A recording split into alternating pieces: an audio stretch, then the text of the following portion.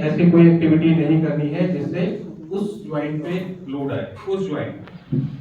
ठीक, अब रेस्ट का मतलब नहीं कि आपको एल्बो में ब्लीड हुआ है तो आप चलना छोड़ दें, है ना। रेस्ट का मतलब कि आपको अब एल्बो को रेस्ट देना है, उस टाइम पे उसका मूवमेंट को थोड़ा सा रोकना है। ठीक, ये नहीं कि आप एल्बो ब्लीड हुआ है तो आप बिस्तर पे लेटे हुए। ठीक, अगर नी ज्वाइंट में है तो नी ज्वाइंट को रेस्ट देना है ना। जिस ज्वाइंट में है उसको रेस्ट देना है ना, आपको लेट नहीं जाना है। ठीक, रेस्ट का मतलब ये है। ठीक, फिर आपका है आई। आई से क्या, आइसिंग, ये सबसे ज्यादा जरूरी है ना। आइस में क्या करेंगे, आइस में सबसे पहले आइस हमें डायरेक्ट अप्लाई नहीं करनी है ना, कि आइस लिया हमने अपने फ्रीजर से और उसको लगाना शुरू कर दिया। तो आइस आपको डायरेक्ट अप्लाई नहीं करनी है। आइस को किसी टॉवेल वगैरह में लपेट के आप जिस भी ज्वाइंट में कर रहे हैं उसको घुमा घुमा के, है ना, एक ही जगह पे रखेंगे नहीं, है ना, थोड़ा सा उसको चेंज करते रहेंगे, घुमा घुमा के करना है। और लगातार कितना, 5 से 10 मिनट।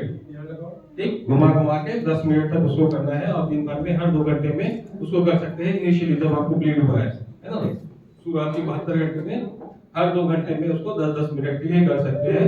ठीक, तो क्या आईसीयू में क्या करना है, डायरेक्ट अप्लाई नहीं करना है। ठीक, आइस आपने फ्रीजर से निकाला और तुरंत लगा लिया, डायरेक्ट अप्लाई नहीं करना है। टॉवेल में उसको किसी उसमें लपेट के और 10 मिनट, ज्यादा देर भी नहीं, कि आधे घंटे तक हम आइसिंग कर रहे हैं, है ना, कई बच्चे करते हैं ना कि आधे घंटे तक आइसिंग ही कर रहे हैं और आइसिंग करते करते ब्लीड हो गया। ऐसा होता है, इसके साथ ऐसा हुआ है, आइसिंग करते करते ब्लीड हो गया आइस की वजह से, क्योंकि गलत तरीके से अप्लाई कर रहे हैं। जब ज्यादा देर तक करेंगे तो क्या होगा, पहले वो जो आइस आपकी वेसल्स को, आपकी जो क्या बोलते हैं, जिससे ब्लड जा रहा है ना नली, उसको वो संकुचित कर रहा है, कंस्ट्रिक्ट कर रहा है। पर उसको आप ज्यादा देर तक करोगे तो फिर क्या करेगा, वो ब्लड फ्लो को बढ़ा देगा। ठीक, वो किस काम के लिए कर रहे थे आइस, है ना, कि वहां पे ब्लड फ्लो को रोक दे।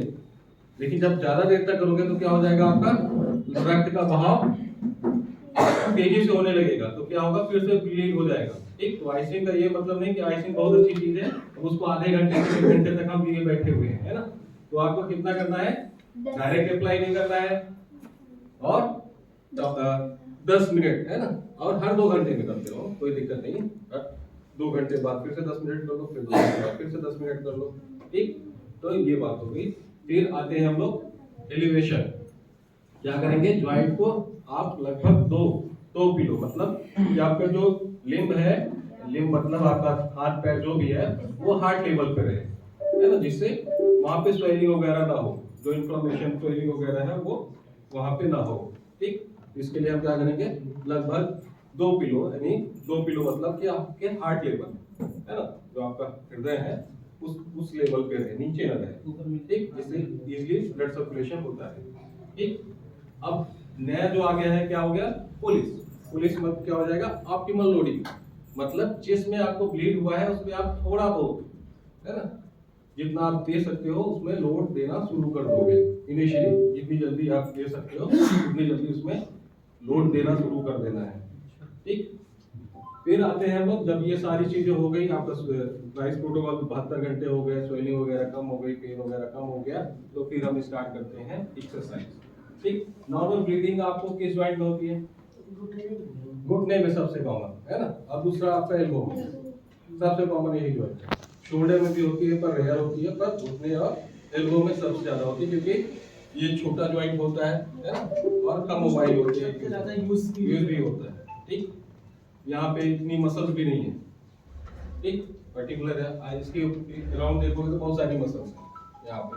ठीक, यहाँ पे क्या है, सुपरफिशियल है, इतनी मसल्स भी नहीं है। सर शोल्डर एक बार टारगेट हो जाए तो फिर हाँ, अब मतलब सारे ज्वाइंट होते हैं, लेकिन कॉमनली जो है सब ज्यादा आपका एल्बो और नी भी ही होता है। ठीक, होने को तो शोल्डर भी है ना, हिप ज्वाइंट में भी होता है, होने को सारे ज्वाइंट भी होते हैं।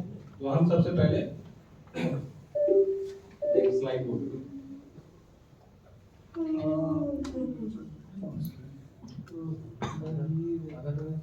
ये था, हो गया है ना। सागर तो इसी के पास हो जो स्लाइड्स जाने होते हैं। एक मिनट, इस स्लाइड को समझ लीजिए। जब हम एक्सरसाइज के क्या क्या टिप्स है, ये बहुत जरूरी है ना।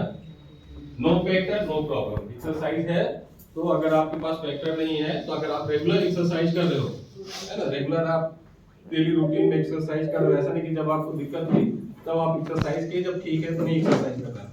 रेगुलर बेसिस पे अगर आप एक्सरसाइज कर रहे हो तो चांसेस क्या है कि आपको फैक्टर की जरूरत नहीं पड़ेगी।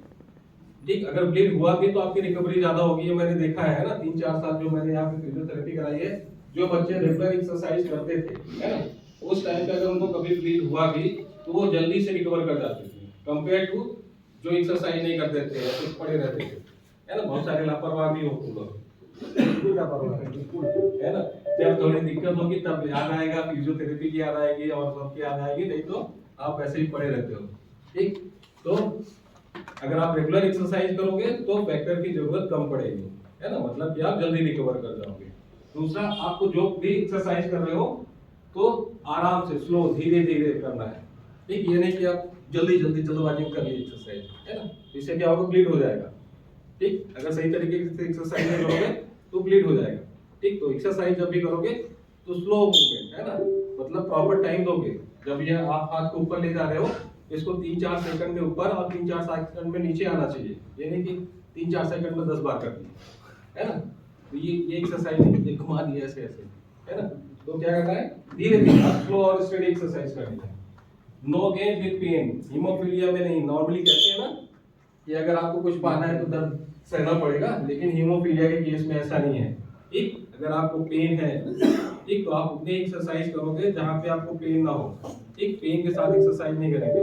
ठीक, ईच सिचुएशन इज यूनिक, ऐसा नहीं है, सब अपने आप में इंडिविजुअल होते हैं, सबकी कंडीशंस अलग होती है, इसलिए कोई भी एक्सरसाइज आप अपने फिजियोथेरेपिस्ट के सलाह से ही करेंगे।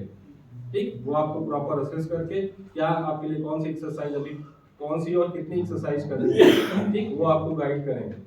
ठीक, use gravity and body weight and resistance to start, मतलब आपको अपनी स्ट्रेंथ बढ़ाने के लिए नॉर्मली किसका यूज करना है, ग्रेविटी, मतलब अगेंस्ट ग्रेविटी मूवमेंट करना है और खुद की बॉडी वेट का यूज करना है। ठीक, एग्जांपल के लिए जब आप स्क्वाट कर रहे हो तो इसमें कुछ वेट नहीं लिए हो, है ना, नीचे बैठ रहे हो, उठ रहे हो, तो इसमें कुछ वेट नहीं लिए हो, लेकिन ग्रेविटी आपकी बॉडी और ग्रेविटी रेजिस्टेंस के रूप में काम कर रहा है। ठीक, बात समझ में आ रही है मेरी, कि ज्यादा हैवी हो रहा है, ठीक है ना।